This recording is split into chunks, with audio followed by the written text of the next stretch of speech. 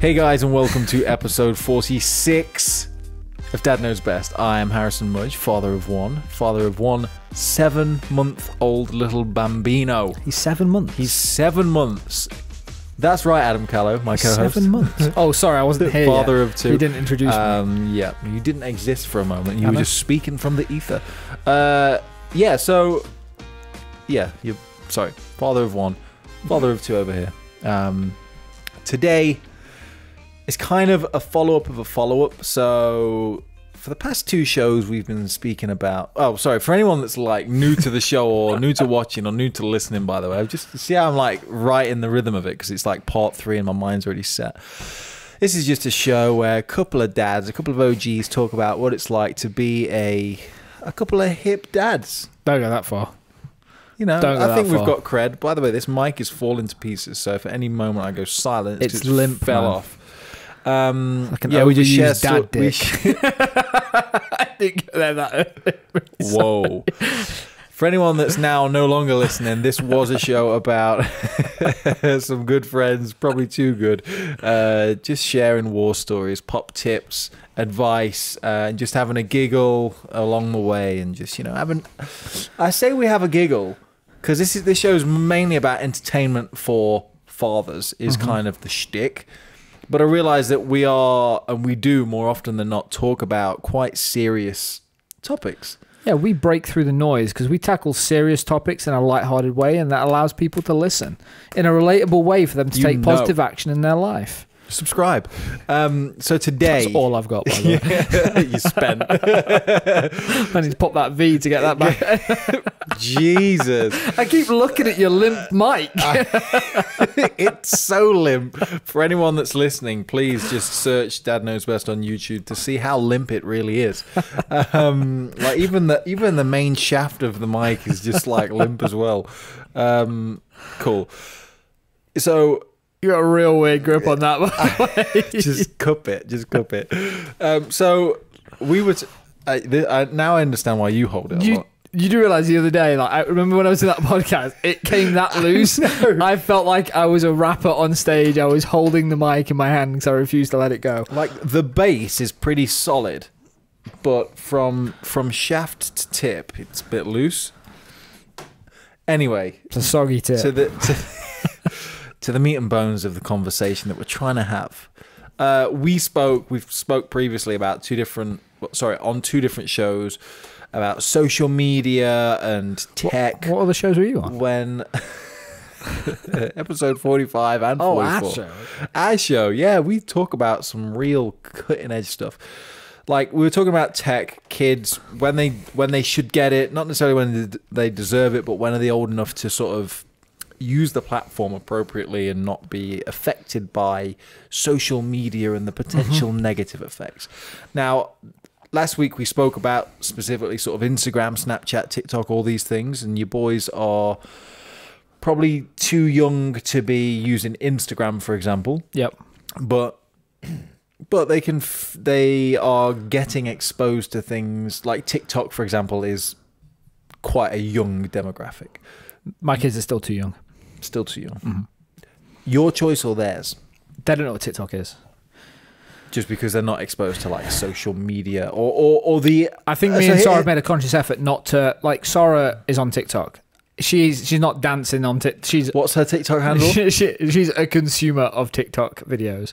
She's fallen into the TikTok hole a couple of times. She's a lurker. Which works a treat for me and you when we want to play Call of Duty. And she's upstairs in a TikTok you just hole. Throw a phone at her with exactly, TikTok yeah. on. And start scrolling. No, but we consciously use... We try to consciously use social media away from the kids. Do they have any concept of the internet? And I know that's a broad statement, and obviously they know what YouTube is, they know what Fortnight is. Do you know what's so interesting? Is they don't have a broad concept of the internet, but they know voice search and use it more than I do. It's interesting. On what? So they use it on our Google Home and Netflix and YouTube. Sorry, not Netflix. YouTube is the one I'm thinking of. So Google Home, they'll put music on and they'll play. And now, actually, interestingly, Reggie knows how to use Siri. So Reggie will be like, "Hey Siri, call Daddy," and then I apologise. Anyone that's got an inappropriately named husband or girlfriend or boyfriend in their phone called Daddy has just got a phone call. My phone pinged then. But yours is going off, by the way. Was it? It's not in your pocket, mate. It's probably on the floor already. Oh, it is. What's going on? It says it can't find Daddy in my contacts. So they know how to search for stuff, but they are only aware of platforms, right? Correct. Is what you kind of say. Yes. So they don't know the idea that you can go onto the internet and find whatever you want to look for. Sort of exactly. Thing. They know that, the Google Home will play music if I ask for it. Yeah, they'll know that, and they'll say, I want to watch a video on this. So, like, Riley will be like, he'll press the voice icon on YouTube search and be like, Fortnite drawing. And then it'll bring up Fortnite characters to draw, and Reggie will now initiate Siri to call me. Yeah, he calls me all the time, man. It's so annoying. Like, all the time. You're so frustrated with that as well, aren't you? But he sends me iMessages and stuff like that now as well. What? Saying what? Fucking 3,000 recorded or both voice ones as well as just emojis. It's probably a stupid I love him question. to bits. Can he write? What's his spelling ability? He can't. Well, sorry, he's. What's his reading and writing ability at the moment at 3? So writing freehand. You couldn't write anything unless he's like tracing it. Yep. So he doesn't know. He's learning the motor skills. He's learning the motor skills.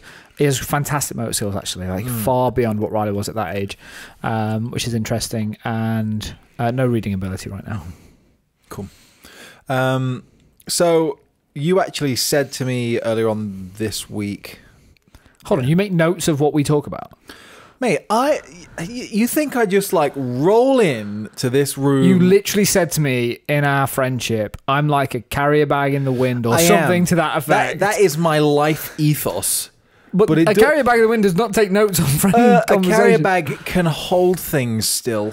Not Sainsbury's bags. These have the holes in it. Yeah. Liquids, obviously not. Larger objects, fair enough. But one of the things you said was... Let me take you back. The conversation went something like, oh, funny story how we spoke about social media last week on the show. Mm-hmm. Oh, is that not... What? You said funny story. I thought you made a joke I didn't get. You often do that, by the way. You said that, I'm going to say Riley, I would assume it's Riley, yep. Has been getting friend requests on Fortnite. Oh, okay. Yes. Yeah. Like 120. Mm-hmm. Now, my assumption, and tell me if I'm wrong, because I don't really know Fortnite anymore, but I have an Xbox and understand how like friends work on that. Obviously, you invite someone to be a friend. If you play with someone online, you can send a friend request, but you choose to become their friend or whatever. But that is kind of the internet. Obviously, you know who they are, that's an account, but there's no reason why someone still can't just make different accounts and all this whole thing. But like, so... Riley's got access to people on the internet. Not a chat room or anything like that, but essentially the same thing, right? You don't know... There's millions of people that play Fortnite and you don't know who they are. Is that... The way you said it, it felt like it was like new and surprising to you. Yeah, it was. Is it something that you've been aware of before? So what are you doing? Like, so I think as a parent, you sort of like box off like social. When you think social, I'm like, oh, LinkedIn, like so air quotes social platforms. I didn't really put gaming in the social box. So when he started to get involved in Fortnite, it was, for me, yeah, it's like an online multiplayer game, but he's in the game, he's in the mix, he comes out of the game, he's in the lobby, blah, blah, blah. There's no social element to it. And you said that there's no chat. And the reason that it was like more of a surprise to me is what happens, like specifically on Fortnite. So he's good at Fortnite. So when people realize he's good, at the end of the game, he gets friend requests, but we didn't know he was having friend requests. Okay. So and what's he playing on? Sorry, iPad. Okay. So he gets his friend requests, doesn't see them, and all of a sudden he clicks in something. He's like, "Daddy, what are these?"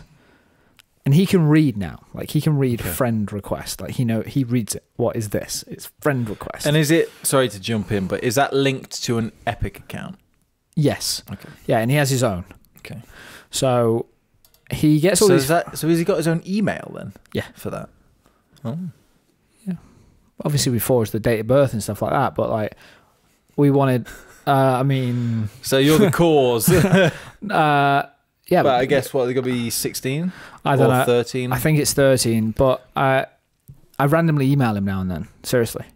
He hasn't got access to his email, but I think it's going to be really interesting when he's 18 or 27 or 40, whenever I give him access to that email address, to be like, I've been emailing you for the last 40 years. Every time you piss me off, you've got an email. Every time I'm really proud of you, you got an email. There you go. You got 472 emails in your inbox to go through. That's what daddy thinks of you.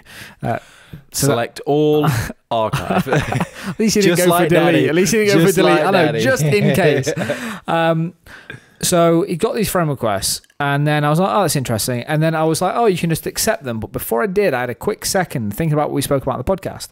And I was like, hold on, what's the mechanics of Fortnite? He gets friend requests and he sees people in the lobby that he can play with. Here's the thing. One, it's educating him that connecting through games, one little small thought. Second thought is there is the chat element. If you got people in your lobby, text. No. It's like Warzone for us through an iPad. Got voice chat. Mic is on. Yeah. Wow. Okay. So I'm like, oh, this is actually, this is more like a social network all of a sudden. The byproduct is they're playing a game together, but he could be in a lobby with 3 people that he's never met. I don't know. I haven't sense checked. I haven't vetted. At his age, I'm like, oh, this is not good. So I was like, okay, I need to take a step back, tell him not to do anything. He's like, why? I'm like, I haven't really worked this out yet, kid. I'm like, I'm still working this out, whether you should be on Fortnite. I didn't say whether you should be accepting friend requests. I'm like, I'm trying to work out whether you should be on Fortnite. Put the fear of God into him that I'm going to take Fortnite off him. He ain't going to touch that friend list. Yeah, well, I mean, a couple of things. One, obviously, there's a reason why Fortnite's 13 or whatever the age group is, and part of that's probably the content because it's guns and violence, even though it's cartoony. But there's also those sort of aspects. The interesting thing about that is like 99% of the planet are well-intentioned, good people. Good people, yeah. So, like, in general, there shouldn't be anything to fear. But obviously, there are some weirdos out there. And you wouldn't necessarily, even though they're not in the room with someone, you wouldn't necessarily let them chat to a stranger any other time. Agree. And even though they've got a common... Like it is just playing a game, right? And you're just communicating. Yeah, I know, but it's the same as me throwing my kid into an MSN chat room about Fortnite. It's the same thing to me. And like, unfortunately, the sick-minded individuals are most likely to probably go, well, this is a place where innocent people gather. And like that's but even the scary angle. That's like the really that's worst case, obviously. Yeah. But that is the concern, right? Is that this is the prime example of how vulnerable people get targeted. Yeah, that's like the worst case scenario. But even just like the common sense approach to it for me is, I don't want 3 other gamers, because they might be 13, they might be 22. You don't know. They're just gamers. They've got handles. You don't know who they are. They're just handles online. That's what like Instagram is. You've just got handles. You don't know who the identity is. So then it's like, I don't want some guy like pulling a shotty out, missing the target, getting killed, and be like, that's fucking... I don't want that aggression language being shouted down into my living room because it's on my kid's iPad and it's coming out, because here's what will happen. And it comes out it comes out the iPad. Yeah. Maybe we got headphones. Yeah. So I'm like, I don't want that coming out, because 2 things are going to happen. It's going to expose him to stuff I don't want him to be exposed to. Yep. And I'm going to have to take that off him at that point. Like, and then it's going to cause a conflict. And then I'm going to have that conversation as to why. And all of a sudden, then it's like the forbidden fruit. I don't want that situation. It's all positive right now. So it was just like a moment for me. I'm like, because normally I kind of think like, as our friend Sam realized today, I think like one step. Let's get this one step done. Like, let's go. And Sam was like, I want the full picture. I'm not a fucking Picasso. Like, I just want the next step. Give me the brush. Normally I'd be like, yeah, cool, except they're just people online. But it's the knock-on effects that I'm now trying to think through.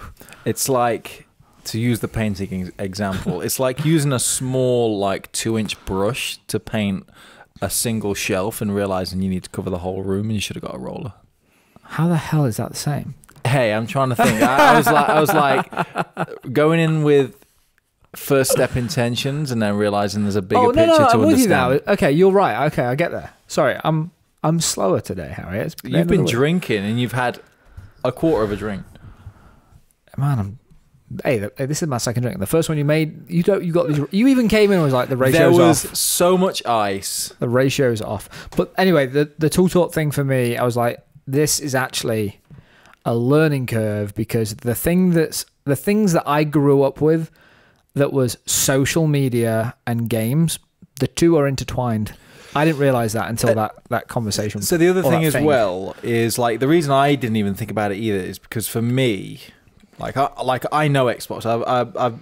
I've been playing and somewhat religiously since when did we start playing back in the day?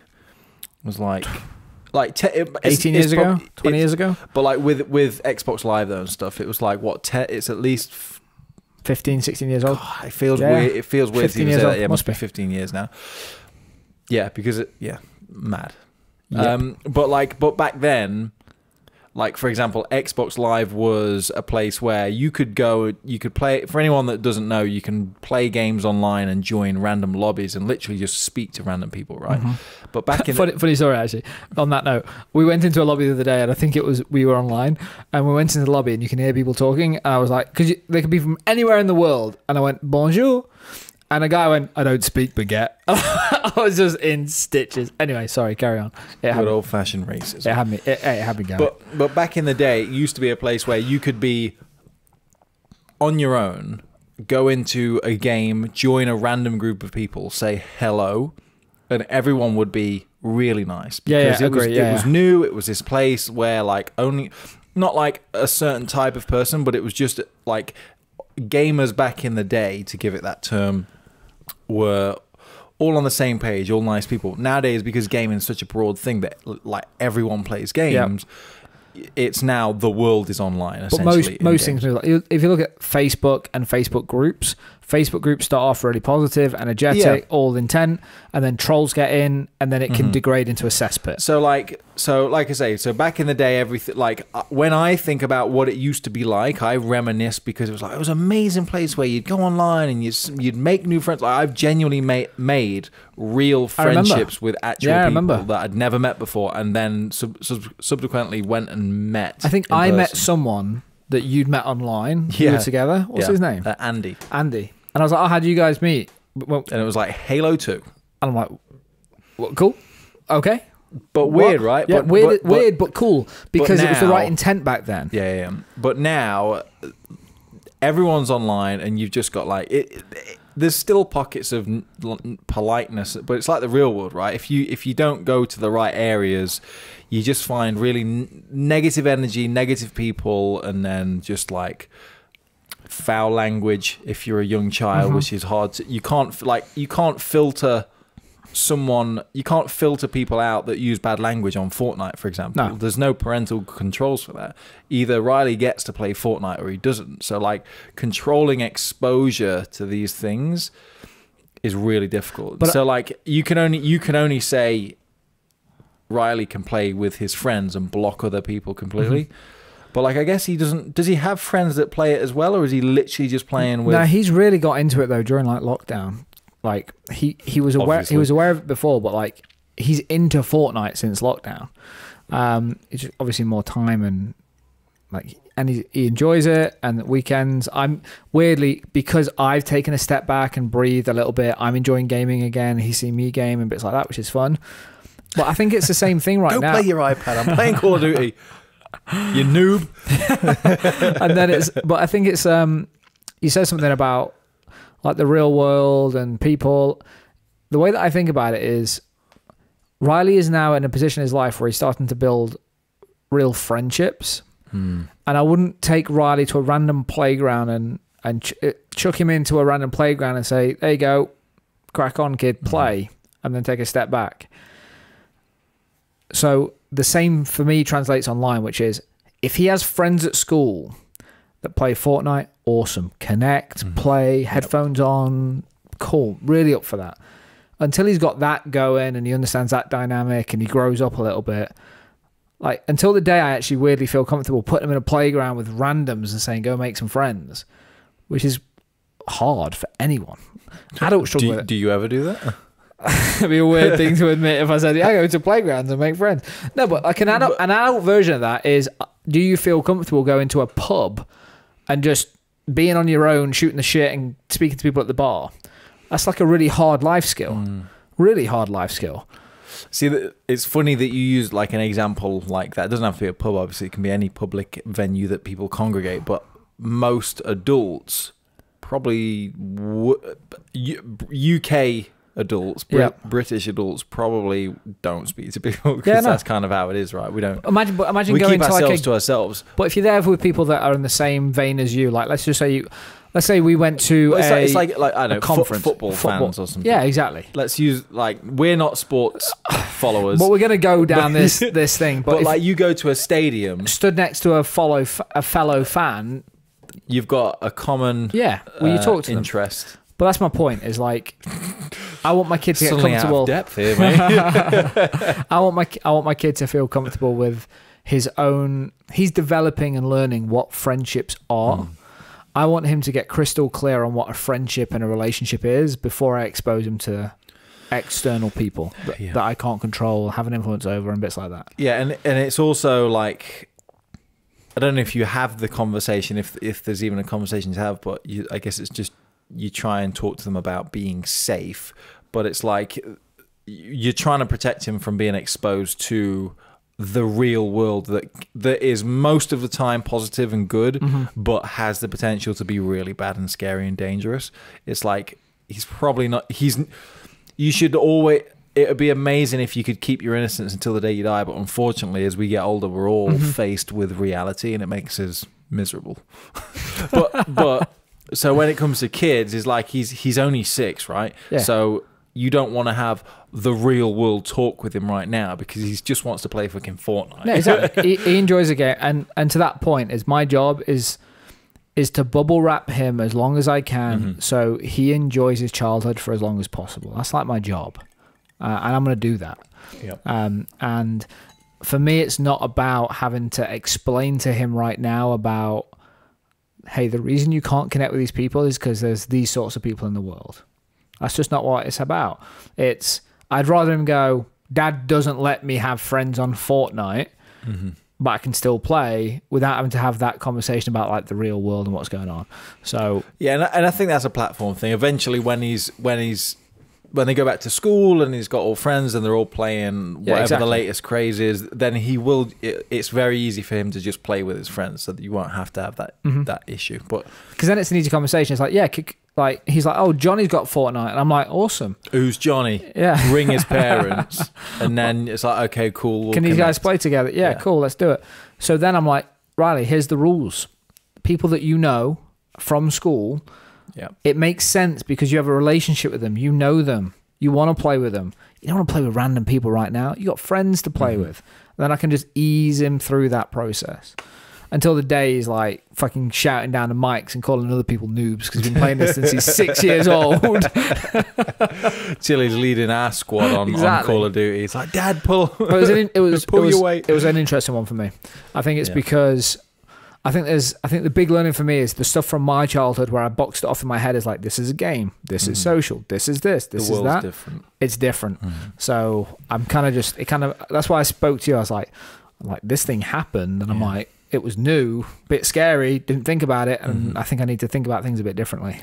Yeah, I remember my little brother had a similar thing, and like I say, you just kind of forget about it because you just assume sometimes. But yeah, it was only when you had that and remembered it made me even think, oh shit, yeah, like if you actually think about how many different platforms and places and opportunities you get to speak to somebody or someone that you don't know can speak to you, it's the internet. Yeah, it's anywhere you post anything, like YouTube, like we were saying before.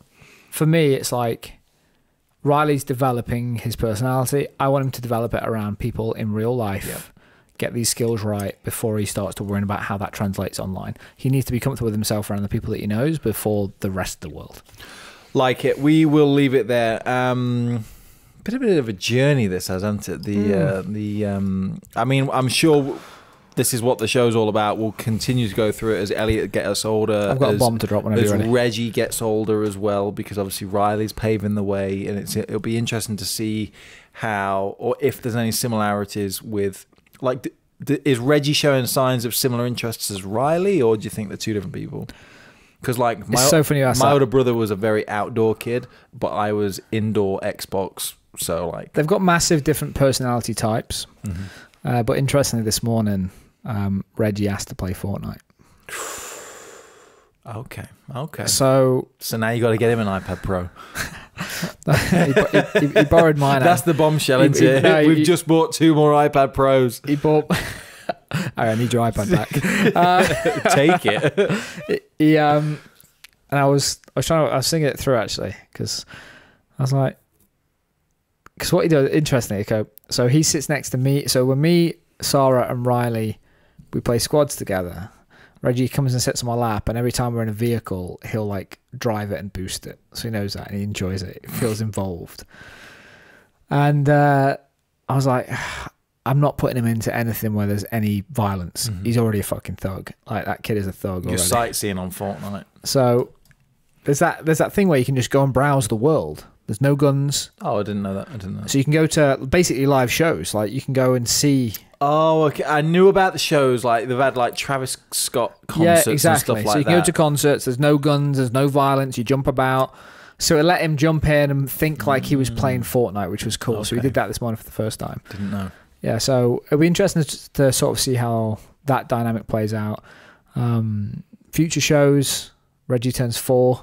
So I'd like to talk about lockdown birthdays next week. That'll be interesting.